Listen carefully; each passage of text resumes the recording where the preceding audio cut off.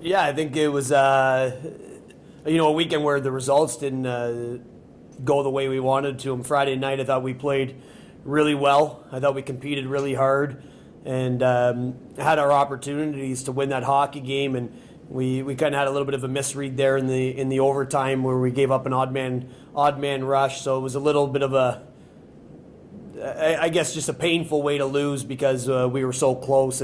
And I think you come back on Saturdays and you hope you can rebound the proper way. And for us, we weren't generating a lot, but we were missing the net a lot. I think that's wrong. So you look at the shot clock and you wonder, but the attempts at the end of the night were 56 to 47. Problem is we missed the net a bunch of times, and especially early when we had some good opportunities to put a couple in the back of the net. And I think that really hurt our game. Our guys got a little bit frustrated. That's where we're at right now offensively. We're feeling challenged and we're having a hard time responding from it. And I think the one thing that we do know is that we're working hard. There are some areas that we can work smarter. And I think for us, if we can find a way to kind of mirror that hard work with a little bit more smart work, the puck will start going in because we're close. You look at a lot of our guys that were our top scorers last year. Those guys haven't done anything offensively for us, and they're the type of players that aren't going to be held off the score sheet very long. They're too good. They've had a history of scoring goals and creating offense. So it's going to come. For us, we're always impatient. We want it to come right away, but this is a great opportunity to come back home and do it in our arena. I just feel like we're such a different team since the last time we even played here, in a much better way. Even though the results haven't been the way we want them to, we know we're going in the right direction, and I really feel we're just we're an inch away from a lot of these plays ending up in the back of the net offensively, and I think we're going to get good goaltending, and I think we're playing a lot of committed defense. We had some issues off the rush with Bemidji's speed last weekend, but again, a lot of good plays by them. And just misreads by some certain individuals to allow those. But we'll clean those things up and we'll be ready to go. But again, looking forward to get home in front of our own fans and in our own arena. And when it is, an issue of missing the net, is it, mental? Is it like pressing, trying to make too big a play? What happens there? Yeah, I think anytime you miss the net, I think what happens in those situations is you're feeling the pressure to score, especially when you're a team that isn't scoring. A little bit more comes in terms of weight on the shoulders, and you've got guys that are maybe trying to do a little bit too much, I need to get in a little bit better position to get a shot. And it's funny, we've talked a lot about when you shoot pucks, it's what's available to you, not where you want to get to. We have a lot of shots that are hitting sticks because we're hesitating, trying to get in a little bit better shooting angle with our body and our weight over the puck, whatever it may be, and guys are just getting sticks in the way and or closing down lanes on us. So there's a combination of that, of us maybe trying to get a little into a better position for ourselves. I think the bigger issue for us is we're not moving our feet in enough in those situations when we get it, and I'm going to get it and I'm going to shoot.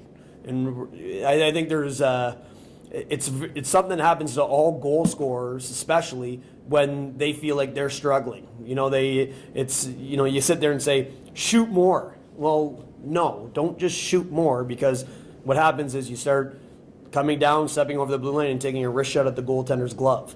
And shoot more is probably the worst thing you can do. It's get to areas harder when you don't have the puck, so that when you can get the puck, you're in a better position. A lot of our issues right now aren't the guy carrying the puck. It's the guy off the puck that isn't working hard to give that puck carrier an option. So the only option we have is a floater from the outside that goes right into the goalie's glove, and then it's whistle and a face-off. So we're looking for opportunities to play faster off the puck. And I think that, again, guys are wondering what the guys are going to do. We're not playing enough predictable hockey for each other.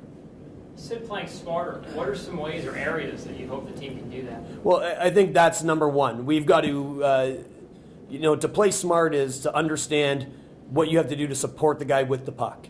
A lot of times we're wondering, okay, is Chase here going to get it to me in a situation? Well, Chase has a guy hunting him down right now. I need to work and be vocal to get a puck back in a good area. And I think when when guys start to worry about what their stat line looks like, what the scoreboard looks like, they start to worry about, okay, I just need to get a puck. Like, guys start to hide. And hide by meaning like I'm getting open. But what you're not doing is you're getting open for sure. I always tell the guys, you can go stand behind our net when we're in the offensive zone. You're wide open. You're never scoring a goal from there.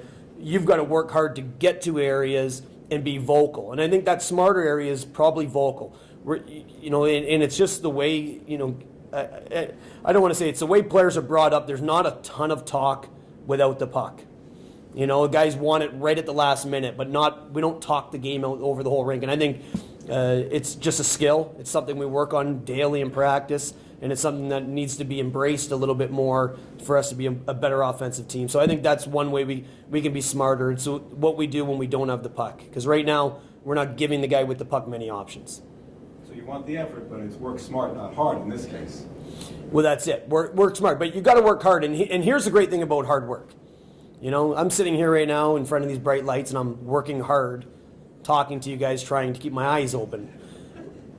But I can work harder at doing that, because you can always work a little bit harder. We need to be pushed until we feel like we can't do it anymore. And then when you do that, guess what? You can give more again. And that's a hard thing for anybody to understand. A lot of times you learn the hard way. It should be uncomfortable. You want to be better than what you are today, get to a point where it's uncomfortable for you and learn how to operate in that space. You'll be better tomorrow. And then guess what? Tomorrow you got to do the same thing. You look at Marines, you look at Navy SEALs. They break you daily.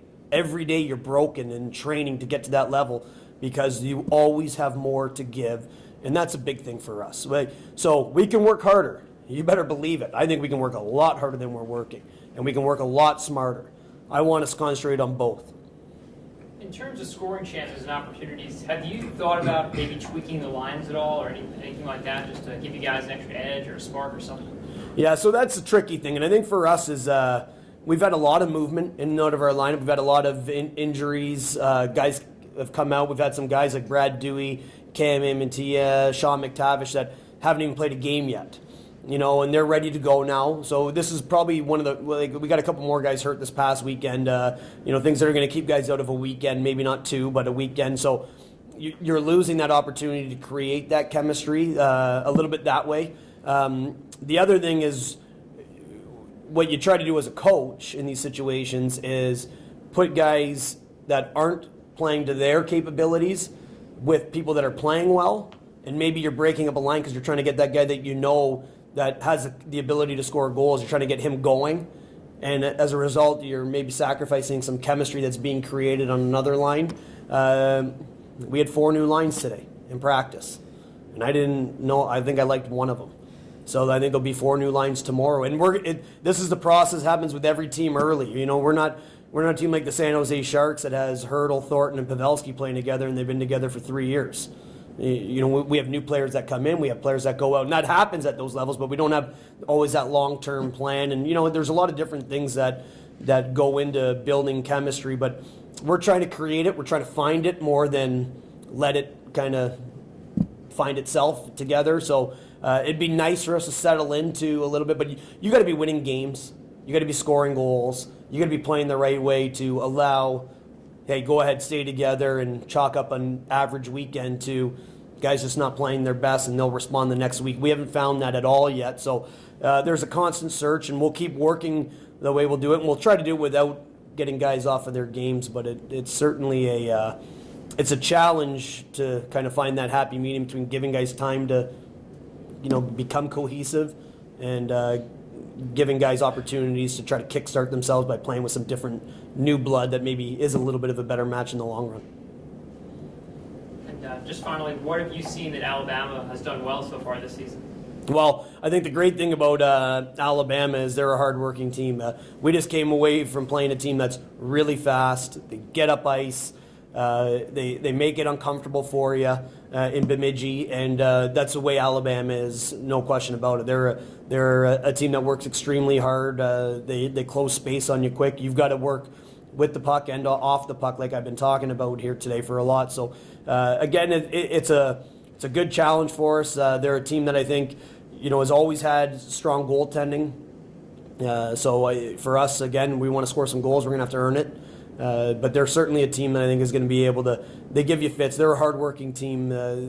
That's probably their strongest element to their team, is that they're gonna take inches on you all over the ice, and you're gonna have to earn a lot.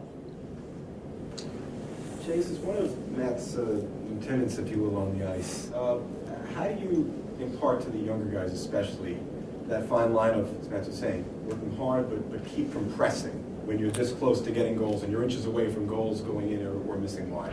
I think it's kind of like what he said. Is we feel, or at least I feel, and I know a lot of the guys on the team feel this way too. Is we're right at that hump, and all we got to do is find a way to get over that hump, and whether that's guys working smarter versus working harder, it definitely comes down to communicating, being predictable for one another, so that where that guy's going to be, where your teammate's going to be, where your line mate's going to be, and I think it really does come down to communication. You can work hard all you want, but if you're not working within our systems, then you're just running around like a chicken with your head cut off. It's not getting anything done for the team. So that's where we got to find our fine line, is between, working as hard as possible and working smart as possible. What's going to give us the best bang for our buck. So I don't know exactly where that line is at, but like I said, we're right at that hump right now, and this week's going to be a really big test for us. So we just got to make sure we're doing the right things day in and day out to make sure that this weekend we're getting over that hump. I guess your take on facing Alabama here. It's also the first time at home in a month. Yeah. Just about. It felt like it's been a long time here. Yeah. It feels like it's been forever ago. Yeah, it's nice to come back. Obviously, playing on the Sullivan, for me, I love it. It's a lot more room to wheel, use my feet. So I don't. It's going to be a great test for us this weekend for sure. I just lost my train of thought, actually. Huntsville, any particular things that you can take out of maybe a last series against them last year that you can apply? No, I kind of like what Matt said. They're a hardworking team. They're kind of in the same spot we are right now. They're had some early success, and right now they're kind of struggling. So, we're both right there, and it's going to come down to who wants it more. We're going to need some bounces, obviously, but if we keep sticking to our game plan and keep working smarter and harder as well, then, hopefully some things will go in the net for us. This early in the season, obviously the team not where you guys wanted to be. I guess, how do you go about correcting that? Or, is the team just frustrated right now? Yeah. And it's kind of, we've talked about it all year long, it's a process. So just because we haven't gotten the outcome or the results that we've wanted early or right away, that guys can't, start grabbing their sticks harder or, freaking out for, missing a shot. You got to think about the next shift and how you're going to be better, the next day how you're going to be better, and, you don't quit until you get the results you want. So no matter what, we just have to keep our nose to the grindstone, and eventually things are going to fall through for us. And your thoughts on the different line changes? I guess it sounds like every other practice now, you're playing with everybody. Is that fair to say? I don't have to worry about that too much on the back end, but I understand where these guys are coming from. We haven't scored many goals, so we need to score more goals, bottom line. Whether that's, mixing guys up, changing things, which you got to change something until it works. So that's kind of where we're at right now, and guys need to buy into that. Until things start going really well for us, it's going to keep changing until we find something that starts working for us.